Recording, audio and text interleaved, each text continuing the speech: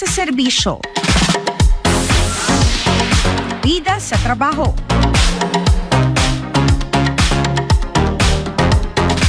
Bida sa updates. At bida sa mga kwentong overseas Filipino workers. Kasama ang kaagapay at kakampi ng ating mga bagong bayani. Ang garang tulong. Tapat na serbisyo.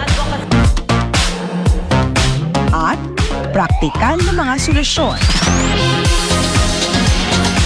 Mula sa nag-iisang OFW Parties Representative, Congresswoman Marisa Del Mar Magsino. Ang programang maghahatid sa inyo ng tulong at malasakit. OFW, ikaw ang bida. With Congresswoman Marisa Del Mar Magsino.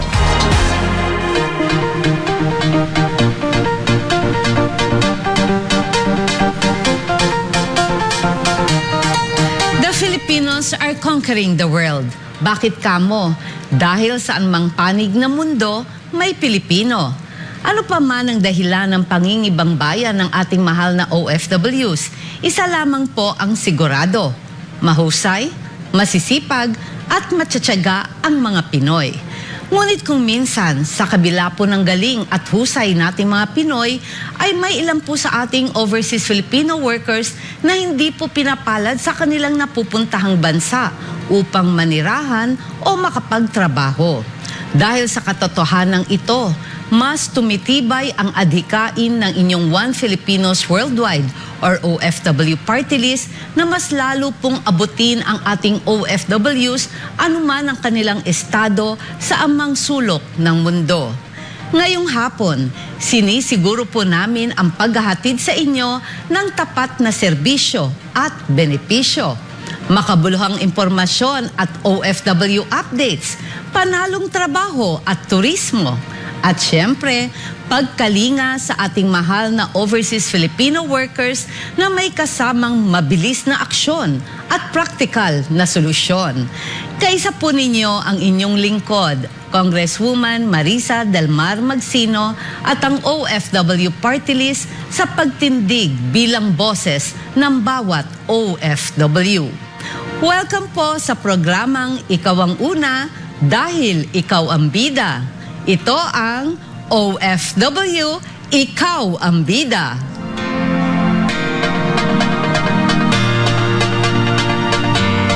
You are still watching OFW, Ikaw ang Bida with yours truly, Congresswoman Marisa Del Mar Magsino.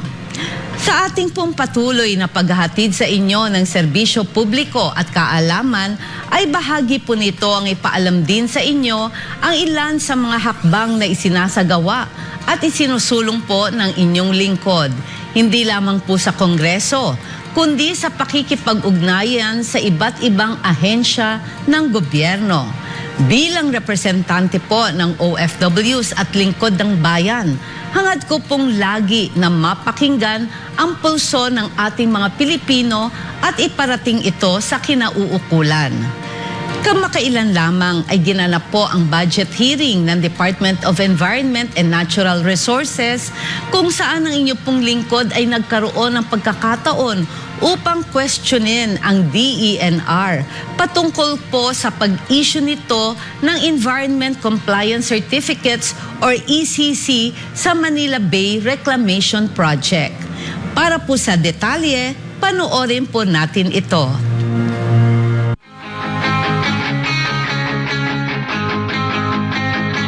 The chair recognizes Assistant Minority Leader Marisa Magsino.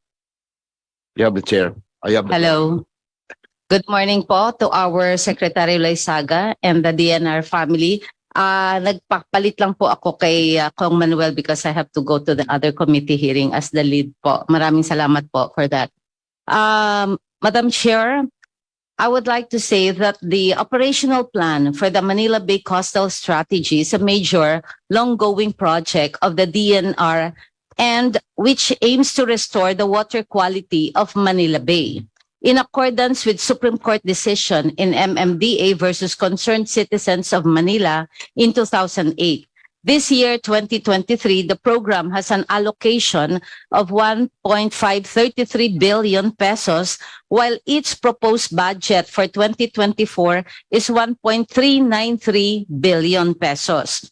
I understand that the Dolomite Sun project in the Manila Bay area, a beach nourishment project, is a joint undertaking between the DNR and the DPWH.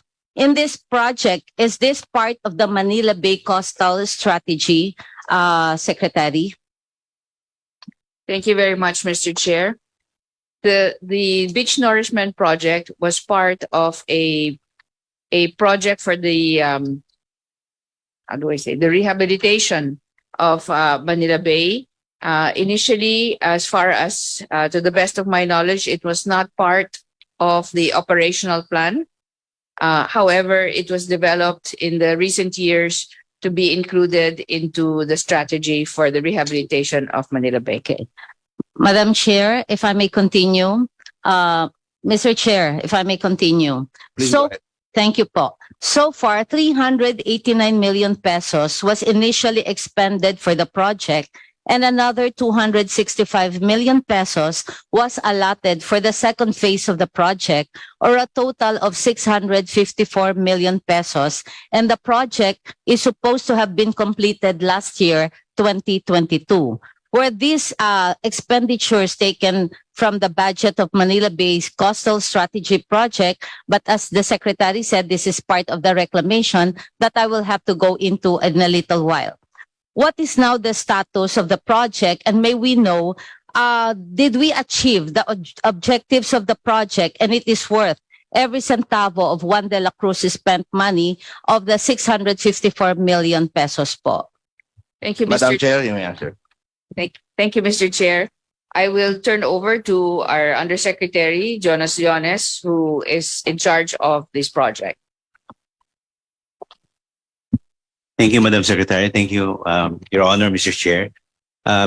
Based on the report given to us by DPWH, Madam Chair, Mr. Chair, the project has already been completed in terms of completing the Dolomite area. But just to inform the honorable body that in implementing the Dolomite project, it is not really actually putting the sand. What the first phase of this project, Mr. Chair, Your Honor, is that we dredged the Manila Bay. We removed the silts, and then after removing the silts and sediments that accumulated through decades, we replace it by clean sands, and then we put the Dolomite on top of it. So this project really cleaned the coastal area from the previous situation in that area, because most of this area are really purely garbage at the time before the rehabilitation of Manila Bay. So we believe that the amount given to this project implemented by DPWH is really worth, Madam Chair, Your Honor.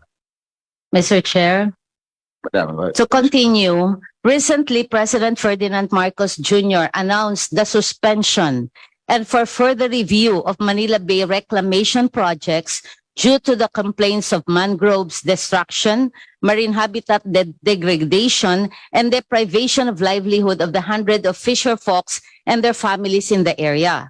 According to the Philippine Reclamation Authority, or PRA, there are 13 approved reclamation projects affected by the suspension, covering roughly 6,000 hectares of water in Manila Bay.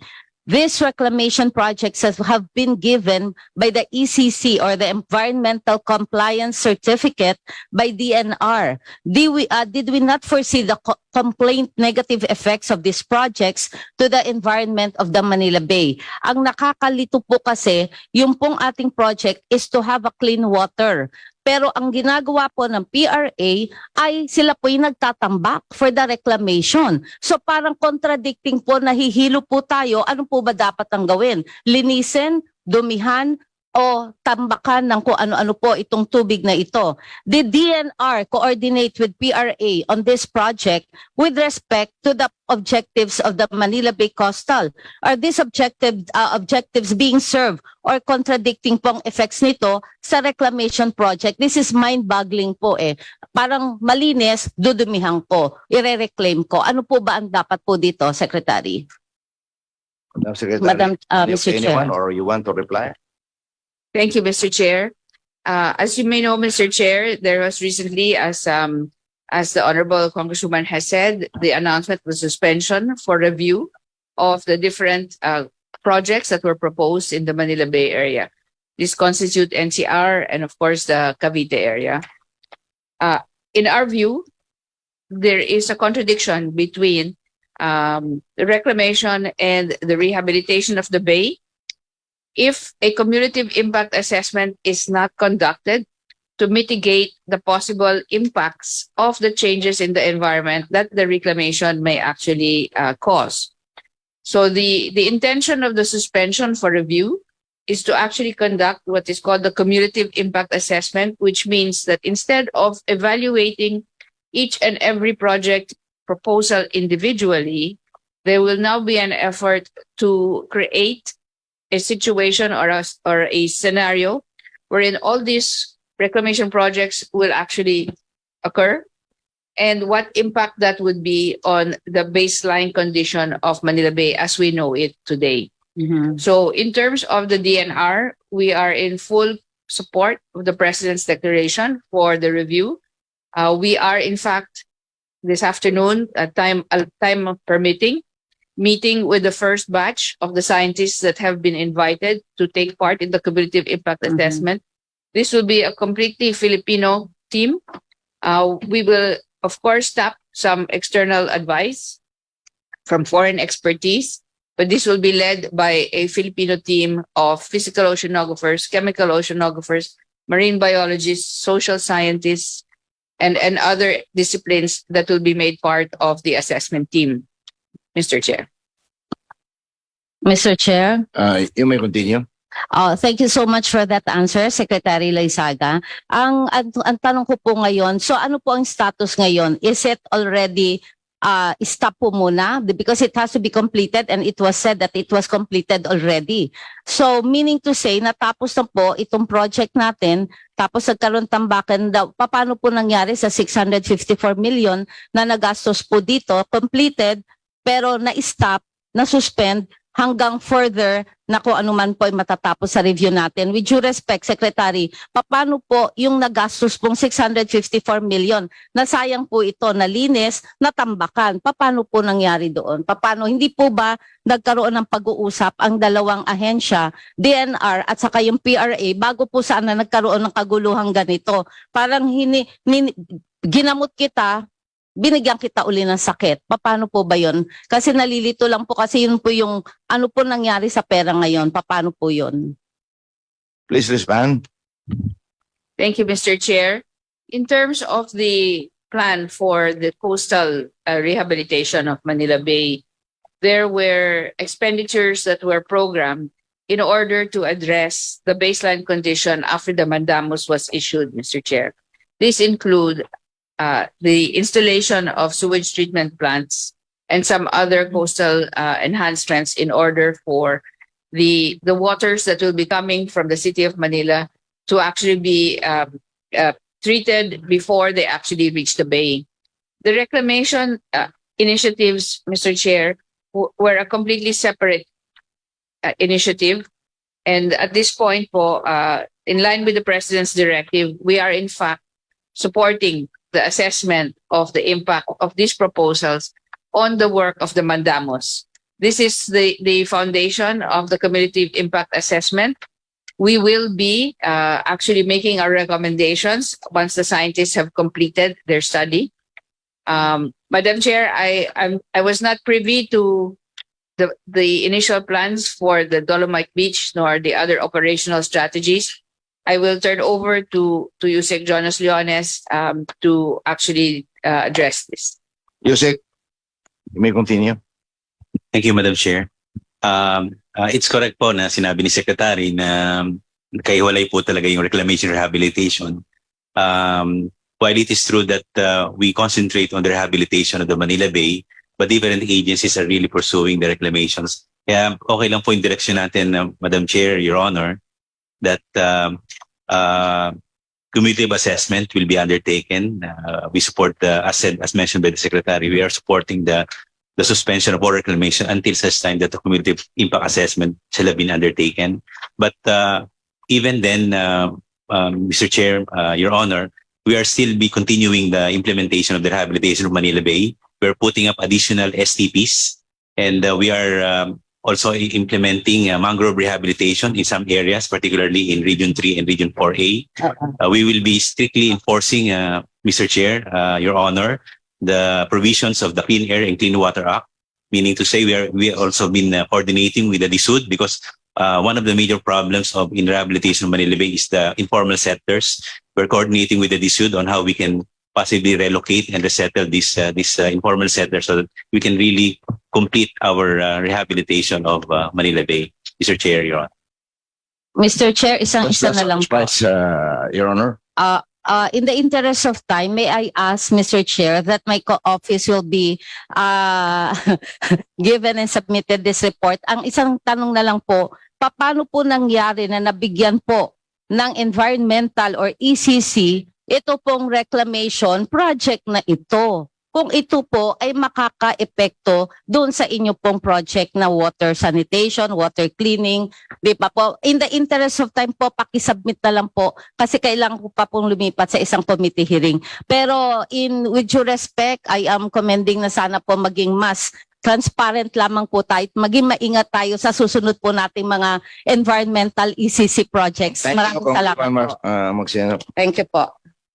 Ngayon naman po, tuloy-tuloy po ang serbisyong publiko. Huwag po kayong aalis dahil magbabalik ang OFW, Ikaw ang Bida.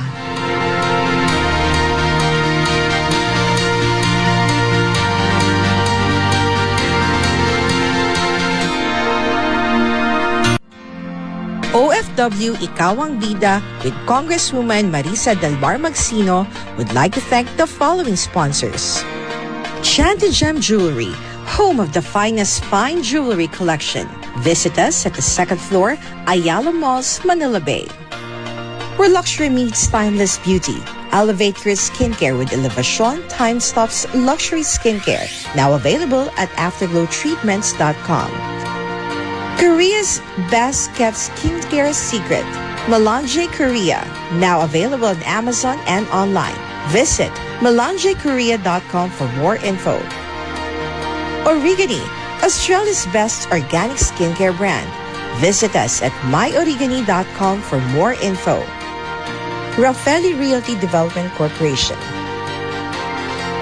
Chinese General Hospital and Medical Center. Exceptional care within reach. Providing the best medical care is always at the heart. OFW Ikaw ang Bida with Congresswoman Marisa Del Mar Magsino would like to thank our partner agency, Overseas Workers Welfare Administration.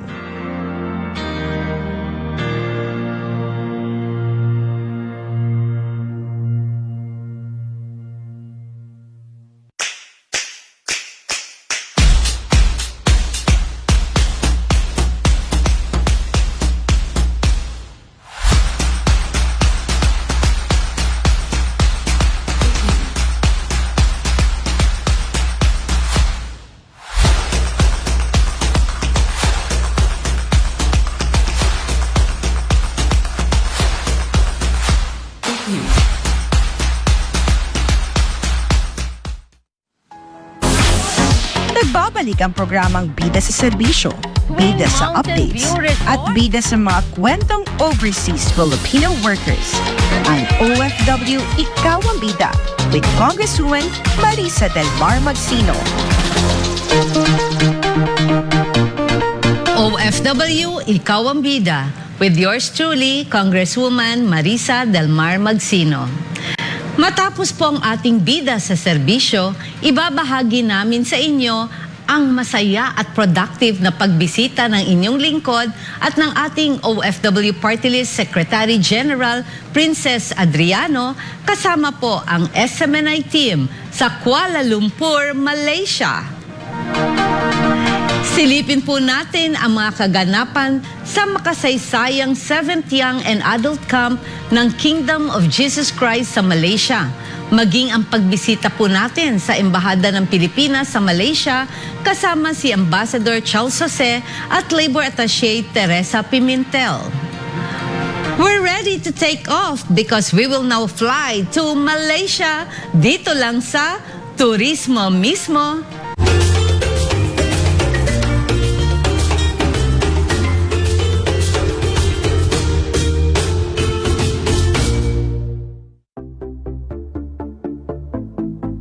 Kilala ang bansang ito bilang multi-ethnic and multi-religious.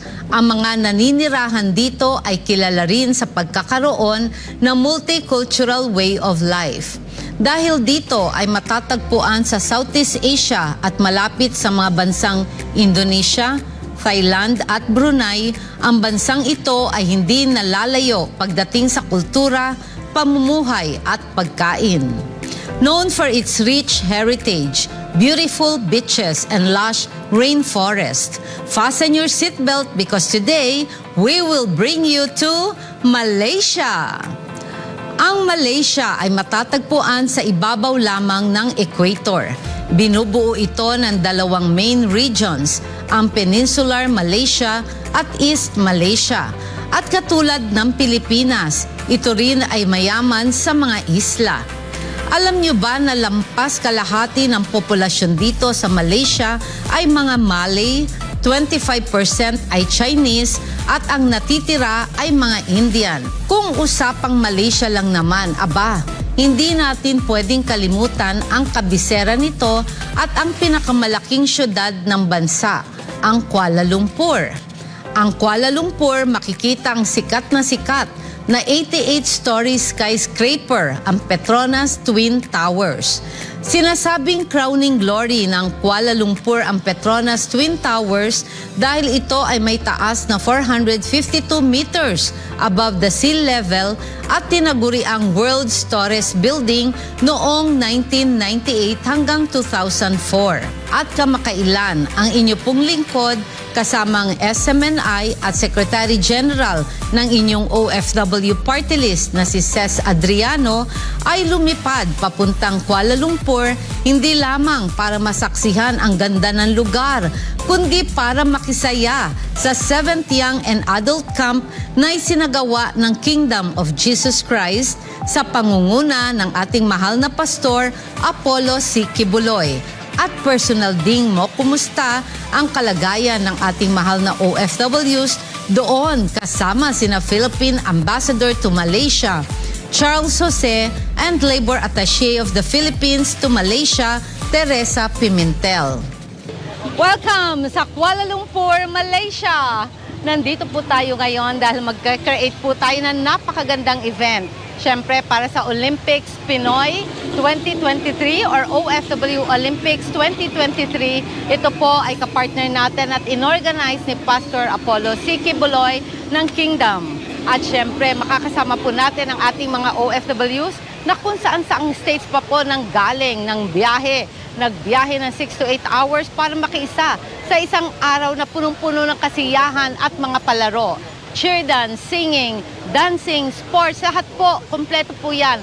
Kaya samahan niyo po ako, ilang araw na lang, magkita-kita tayo, abangan natin mula sa KL, Malaysia.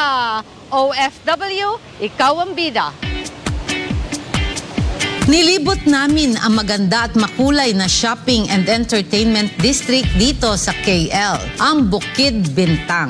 Busog na busog kami sa dami ng sidewalk restaurants at fashion boutiques na pwedeng pagpilian. And speaking of restaurants, syempre, hindi rin naman pinalagpas ang pagbisita sa famous Genting Islands dito sa KL.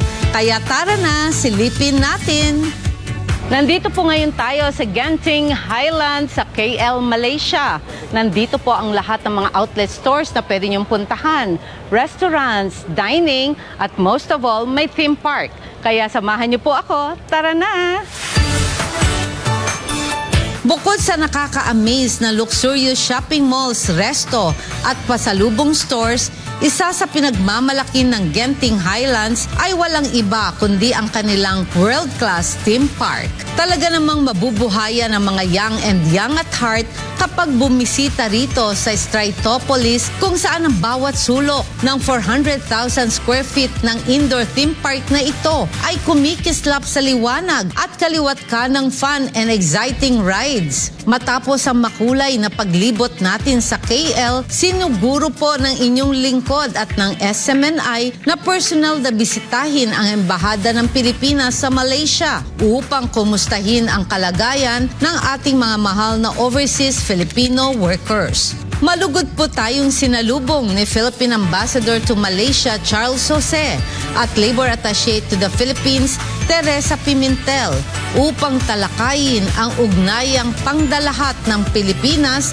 at Malaysia at mga patakaran para sa ating Filipino migrant workers dito. Nandito po ngayon tayo sa Kuala Lumpur, Malaysia at nakita niyo naman Philippine Embassy to Malaysia at kasama po natin ang ambassador ng Philippine Embassy to Malaysia, si Ambassador Charles Jose. Ambassador Charles Jose. Ambassador, I'm so happy to be with you. Siyempre, ang ating OFW party list with SMNI is here to greet you. Congratulations for a very successful trip ng ating mahal na Presidente, President Bongbong Marcos at he was able to bring home the bacon with a lot of investments para sa ating mga Filipinos. Ambassador, I have learned a lot from you regarding the plight of our OFWs, and you are doing the best that you can to be able to regularize and to give our undocumented OFWs their proper documentation to be able to have a very good stand and a very comfortable life here in the Philippines, especially for our temporary migrants, for our tourists, and for our workers as well. And I have learned that the biggest sector of our society or OFWs here are the household service workers, and then in the agriculture sector, the fisheries, and other service workers. Thank you so much for being with them and doing the best that you can to be able to service yung ating almost 1 million na OFWs and Filipinos dito po sa Malaysia. And I would like to say, what can you say that we are here now in Malaysia and doing the best that we can have to be able to report to our OFWs and the Philippines as well? Well, first of all, I would like to say that we are very happy and to welcome you Thank you. to our embassy this morning. And we're also very happy with the substantive discussion that we had. And we are very happy and proud that we have a Congresswoman Marisa Del Mar in Congress. Thank you. Who is championing the cause of our OFWs. And as the Congresswoman said earlier, our OFWs are very important to the Philippines. We value their work, we value their services. They contribute a lot. They are a key driver of the Philippine economy. And I also said to our Honorable Congresswoman that the Philippine Embassy here in Kuala Lumpur, together with the Migrant Workers Office here, we are doing our best to provide service to our OFWs. And we are really committed in fulfilling one of the pillars of Philippine foreign policy, which is the protection of the rights and the promotion of the welfare of our Filipinos overseas. And I also said to the Honorable Congresswoman that she has the full support of the Philippine Embassy in Kuala Lumpur with regards to promoting the welfare of our OFWs here and making sure that they are given the service that they truly deserve. Nako, nakakataba naman po ng puso yan, Ambassador. And I would like to say na hindi po nagkamali ang ating mahal na Secretary Manalo sa pagpili po kay Ambassador Charles para po sa stint dito po sa KL Malaysia. And I'm very sure na lahat po ng ating mga oficiales dito sa embassy, Ambassador is leading by example. Alam na alam po niya kung ano ang gagawin niya at alam na alam niya na talagang kailangan magtrabaho para sa ating ating mga OFWs dito sa KL Malaysia. Ayon po kay Ambassador Charles Jose, halos 1 milyong overseas Filipino workers ang kasalukuyang naninirahan at nagtatrabaho sa Malaysia, kung saan ipinagmamalaki po natin na sila ay nakapag-ambag ng $618 million sa ekonomiya ng Pilipinas noong taong 2021. Sa ating pakikipag-usap din kay Ambassador Charles Jose at Labor Attaché Teresa Pimentel, napag-alaman din po natin na may nangyayari pa rin palang pang-aabuso at labor violations sa ating OFWs dito sa Malaysia. Kaya naman, sa pagpapalakas ng pakikipag-ugnayan at balikatan natin sa Embahada ng Pilipinas dito sa Malaysia, ay sinisiguro po ng inyong OFW party list ang agarang aksyon at paglikha ng mga angkop na patakaran para patuloy na maitaguyod ang kapakanan ng ating OFWs dito. Thank you so much, Ambassador Charles. Maraming More salamat po. power. Maraming salamat po See sa you inyo. soon again, wherever. At saka, stay healthy and long live. Sa inyo din po. Maraming Thank you. salamat Thank you so po. much. Mula po sa KL Malaysia, from our Philippine Embassy, nandito po ang inyong Congresswoman Marisa Dalmar Magsino ng OFW Party List with our Ambassador, Ambassador Charles Jose. Para po sa OFW Party List, OFW, ikaw ang bida.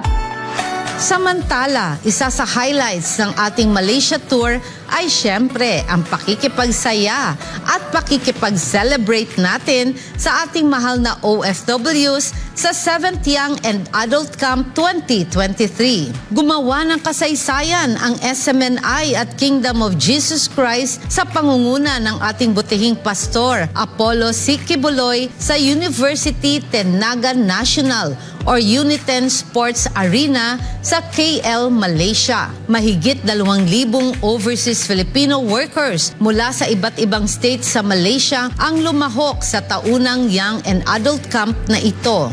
Madaling araw pa lang ang ilan sa ating OFWs ay nagbiyahe na po.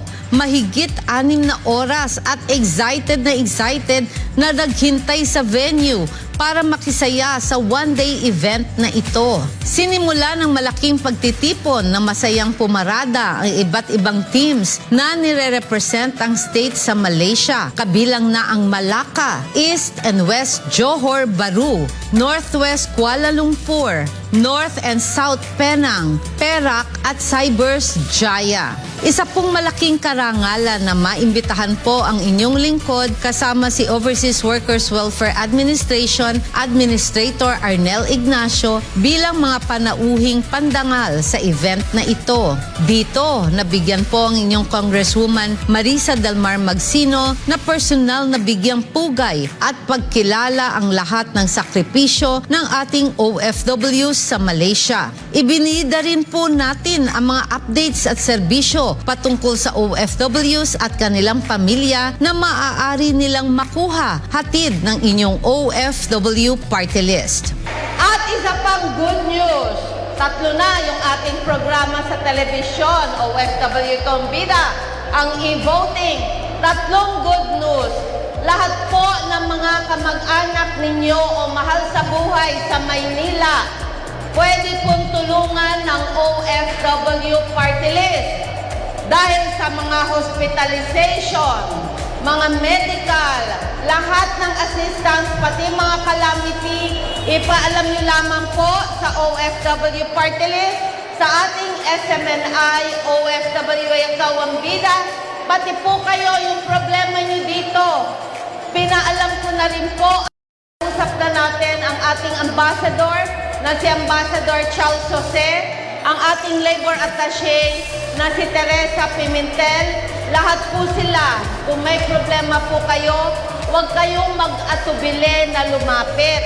Huwag po kayong matakot dahil kami po ay nandito para magserbisyo sa inyo. Okay ba yun?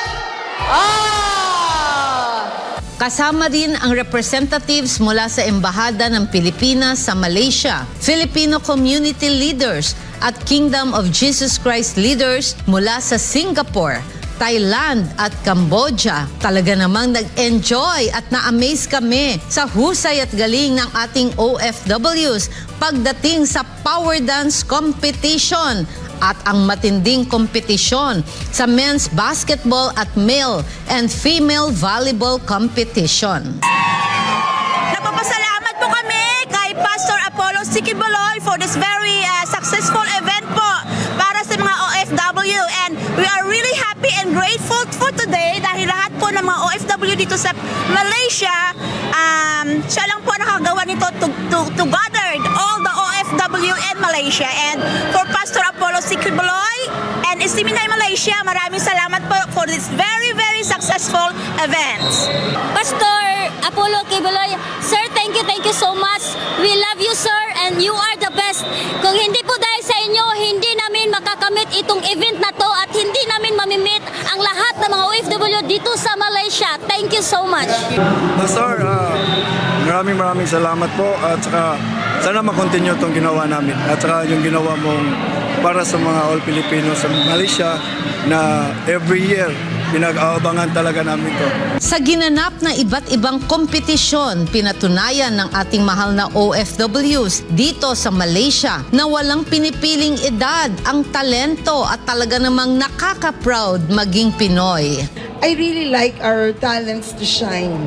We are more than, parang ang dami nating, we have so much things to offer to the world. Yan talaga yung sinasabi ko, I'm proud to be Filipino. Sabi ko, we have a lot to offer. We have brilliant engineers, IT. Yan, pinupush ko talaga yan. Salamatan natin ang ating mahal na si Pastor Apollo Sikiboloy. Mabuhay po kayo! Maraming salamat po. God bless you all. I love you. Matapos ang makasaysayang selebrasyon ng 7th Young and Adult Camp, ay dumiretso po ang inyong lingkod sa Migrant Workers Office sa Malaysia upang daluhan ang culmination program at personal na batiin ang ating OFWs Class of 2023. Sumailalim sa 5-month skill training ang ating mga OFWs na nagnanais na lumawak ang kaalaman at husay para kumita ng extra income sa iba't ibang larangan tulad ng beauty and hair, food and beverage at marami pa pong iba kung saan personal po nating nakita at natikman ang kanilang pinagmamalaking produkto at serbisyo. Personal din po namin kinumusta ni OWA Administrator Arnel Ignacio at Labor Attaché Teresa Pimentel ang ating OFWs na magkaroon po tayo ng dialogue kasamang 40 OFW community leaders sa Malaysia. Nakakalungkot man pong isipin, ngunit nabalitaan po nating karaniwang problema pa rin po ang ating mga OFW sa Malaysia ay ang issue sa kontrata. Partikular na po ang pagpapalit ng kontrata na nagriresulta sa pagbaba ng posisyon at sahod. Hindi pagbabayad ng employer sa OFW o kulang sa bayad at pagkaantala sa pagtanggap ng sahod ng ating OFWs. Nandyan din po ang banta ng human trafficking, illegal recruitment, at pagkakasangkot sa mga kriminal na sindikato at scams dito sa Malaysia. Gayunpaman, ang ating pagbisita rito sa Malaysia ay isa na naman pong hakbang upang ating pong matukoy ang mga potensyal na solusyon at gumawa ng maalam na mga patakaran upang patuloy na pangalagaan ang kapakanan ng ating mga mahal na OFWs. Maligayang-maligaya tayo dahil sa napaka-fruitful, napaka-productive, napaka-informative na naging dialogue natin sa mga leaders natin dito sa Malaysia. At ako'y naliligayahan dahil naging parang talagang open lahat. Lahat no holds bar. Lahat nagbigay ng kanilang kuro-kuro, mga problema, mga concerns na kinakailangan natin pagtuunan ng pansin pagdating natin sa Manila. At ako'y maligaya rin dahil nakasama natin si Labor Attaché Teresa Pimentel, si Admin Arnel, para sa ganon ay makapagbigay din ng liwanag sa mga issues na kinakaharap ng kanilang mga departamento. tayo po sa OFW Party List ay hindi po titigil na gumawa ng mga batas sa lalong ikabubuti ng kanilang mga karapatan at mga benepisyo na dapat nilang matanggap. Naniniwala kasi tayo sa OFW Party List pagka tayo nagkasundo-sundo, tayo nagsama-sama, tayo'y nagkaisa, walang imposible. Lahat magagawa natin. Sinisiguro po ng inyong lingkod at ng inyong OFW Party List, SMNI at Philippine Embassy in Malaysia na tayo po ay tutugon na may mabilisang aksyon sa bawat hinaing ng ating mahal na OFWs. Kayo po ay makakaasa na ang aming pangakong pagtulong at serbisyo sa inyo ay maisa sa katuparan hanggat tayo po ay may pagkakataong maglingkod. Sa susunod pong muli, huwag niyo pong kalilimutan, OFWs in Malaysia, kayo po ang bida. OFW, ikaw ang bida.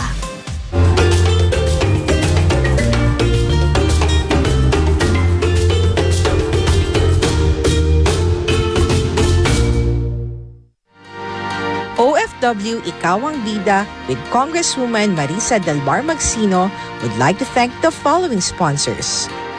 Shanty Gem Jewelry, home of the finest fine jewelry collection. Visit us at the second floor, Ayala Malls, Manila Bay. Where luxury meets timeless beauty. Elevate your skincare with Elevation Time Stops Luxury Skincare, now available at afterglowtreatments.com. Korea's best kept skincare secret, Melange Korea, now available on Amazon and online. Visit melangekorea.com for more info. Origani, Australia's best organic skincare brand. Visit us at myorigani.com for more info. Raffaelli Realty Development Corporation. Chinese General Hospital and Medical Center. Exceptional care within reach. Providing the best medical care is always at the heart. Swadished simply means delicious. Located at City Walk 1, Eastwood City, Quezon City. 3rd floor, Uptown Mall, BGC, Taguig City. And soon to open by end of September 2023 at Westgate Center, Philinvest City, Alabang, Muntinlupa.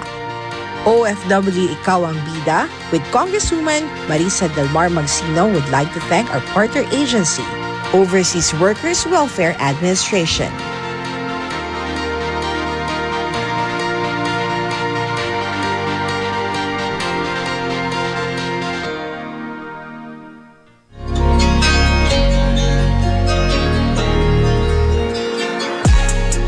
Exquisite jewelry collections.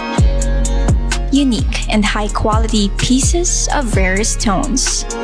Diamonds graded by GIA. This is Shanty Gem Fine Jewelry Collection. Discover our collections now at Ayala Malls, Manila Bay.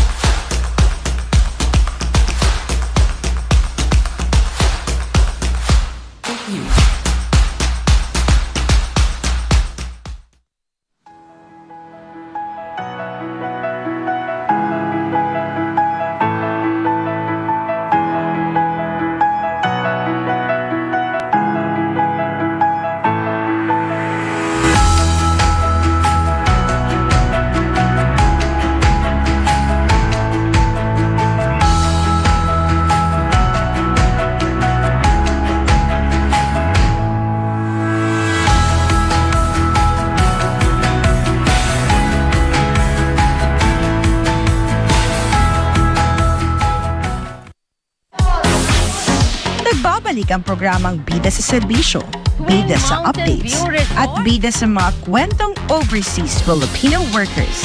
Ang OFW Ikaw ang Bida with Congresswoman Marisa Del Mar Magsino. Nagbabalik po ang OFW Ikaw ang Bida with yours truly, Congresswoman Marisa Delmar Magsino. Sa mga hindi po inaasahang pagkakataon, may mga kababayan po tayong lubos na naaapektuhan ng bagyo. Katulad po nung nagdaang bagyong Egay at Falcon, hindi po lingid sa ating kaalaman ang napakalaking pinsalang idinulot nito. Kasama po ang Philippine Amusement and Gaming Corporation or PAGCOR, nagsagawa po ang inyong OFW party list ng relief operations sa mga taga-Olongapo, Zambales at Bulacan. Apektado po sila ng sunod-sunod na bagyo. Ang bayanihang ito, silipin po natin kasama ang OFW party list, Secretary General Princess Adriano para sa OFW Tulong at Serbisyo Center in Action.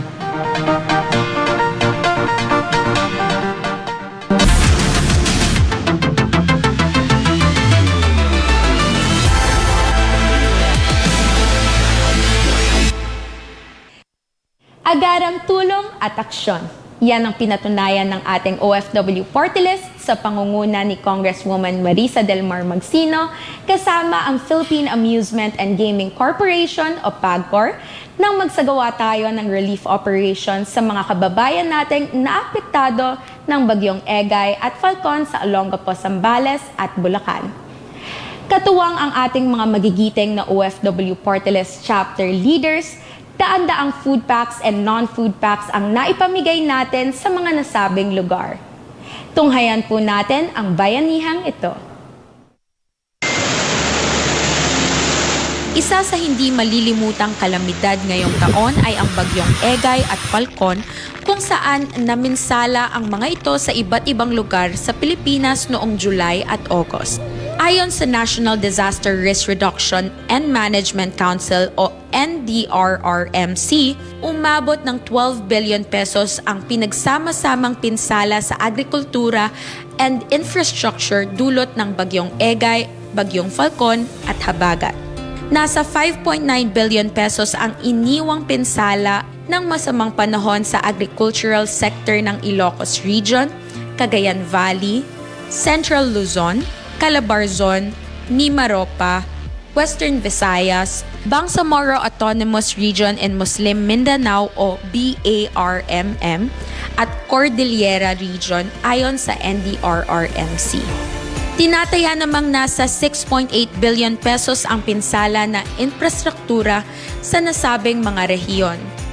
Nakakalungkot din pong isipin na humigit kumulang 81,371 na bahay na ang naiulat na nasira sa 12 rehiyon sa buong bansa at nasa 1,366,489 na pamilya o 5,376,470 na individual ang naibalitang apektado ng sama ng panahon sa buong Pilipinas. Kaya naman para matulungan ng agaran ang ating mga kababayan sa nasalantang bagyo, ay nakipagtulungan po ang inyong OFW party list sa pangunguna ni Congresswoman Marisa Delmar Magsino sa Philippine Amusement and Gaming Corporation o PAGCOR na makapamahagi ng mahigit 200 relief goods sa mga biktima ng bagyo sa Olongapo, Zambales. Dumayo po ang inyong OFW party list sa Olongapo City sa pakikipagtulungan din kay Barangay Captain Anthony Dielo ng Barangay West Bahak-Bahak upang personal na iabot ang mahigit 200 food packs na naglalaman ng bigas, canned goods, noodles at kape. Samantala, hindi rin nagpapatinag ang opisina ni Congresswoman Marisa Delmar Magsino na magsagawa ng relief operations kasama pa rin ang PAGCOR para maabutan din ng tulong ang 964 OFW families na nasalanta ng bagyong Egay at Falcon sa Bulacan. Umabot sa 700 food packs na naglalaman din ng bigas, canned goods, noodles at kape ang naipamahagi natin sa Bulacan, kasama ang 215 non-food packs na naglalaman naman ng sabon, toothpaste, toothbrush, towel, kumot at iba pang basic necessities. Lubos po ang pasasalamat ng OFW Party List at Congresswoman Marisa Del Mar Magsino sa PAGCOR at kay Chairman Alejandro Tenco para sa suporta at pakikiisa para sa agarang tulong at aksyon para sa mga kababayan nating apektado ng kalamidad. Sa panahong ito ng pagsubok at hindi inaasahang pagkakataon ng pinsala, marapat lamang na mas maipakita natin ang pagkakaisa at pagtutulungan para sa ating kapwa. Asahan niyo po na ang OFW Party List sa pangunguna ni Congresswoman Marisa Del Mar Magsino at PAGCOR ay kaagapay ninyo sa lahat ng panahon. Muli po naming ipinaabot ang aming pasasalamat dito sa OFW Party List at ni Congresswoman Marisa Del Mar Magsino sa PAGCOR at kay Chairman Alejandro Tenco para sa makabuluhang partnership na ito para mas matulungan ang ating mga kababayan. Dalangin po namin ang kaligtasan ng bawat isa, kasama niyo po ang OFW Party List sa pagbangon at patuloy na paglaban sa lahat ng hamon ng buhay. Para naman po sa mga nagnanais na humingi ng tulong o may katanungan tungkol sa ating mga programa at serbisyo, bukas po ang aming tanggapan dito sa OFW Tulong at Serbisyo Center sa 4th floor ng Ayala Malls, Manila Bay mula Lunes hanggang Sabado simula 10 a.m. hanggang 6 p.m. Maaari din po kayong tumawag sa aming hotline na 02700-53402 or 0929-267-0748 or mag-message lamang sa aming social media account na OFW Party List. Pwede rin po kayong mag-email sa aming ofwtulong@serbisyocenter@gmail.com. Stay safe everyone and lagi niyo pong tandaan, OFW, ikaw ang bida.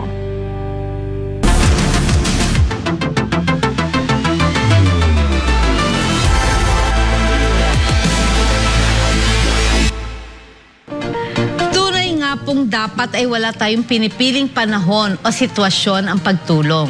Ano man pong oras, dapat ay bukas ang pinto para magbigay po tayo ng malasakit at serbisyo sa sinumang nangangailangan.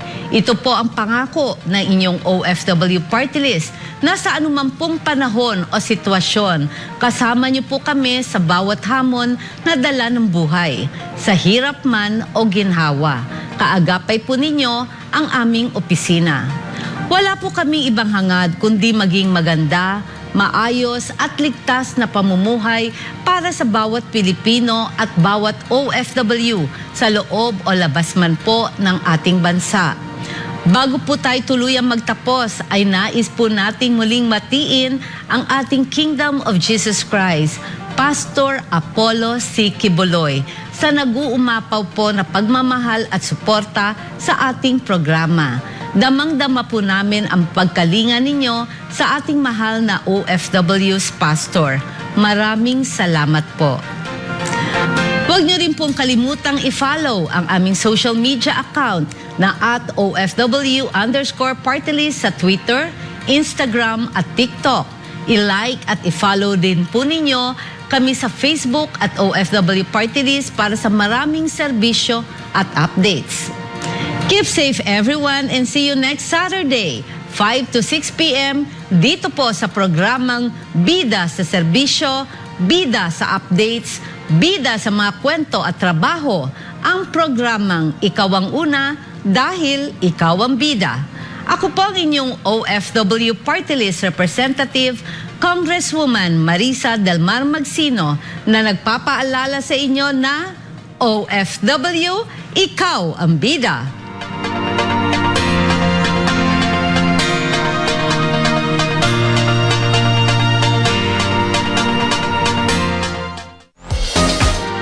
OFW, ikaw ang bida with Congresswoman Del Mar Magsino would like to thank the following sponsors. Shanty Gem Jewelry, home of the finest fine jewelry collection. Visit us at the 2nd floor, Ayala Malls, Manila Bay. Where luxury meets timeless beauty. Elevate your skincare with Elevation Time Stops Luxury Skincare, now available at afterglowtreatments.com. Korea's best kept skincare secret, Melange Korea, now available on Amazon and online.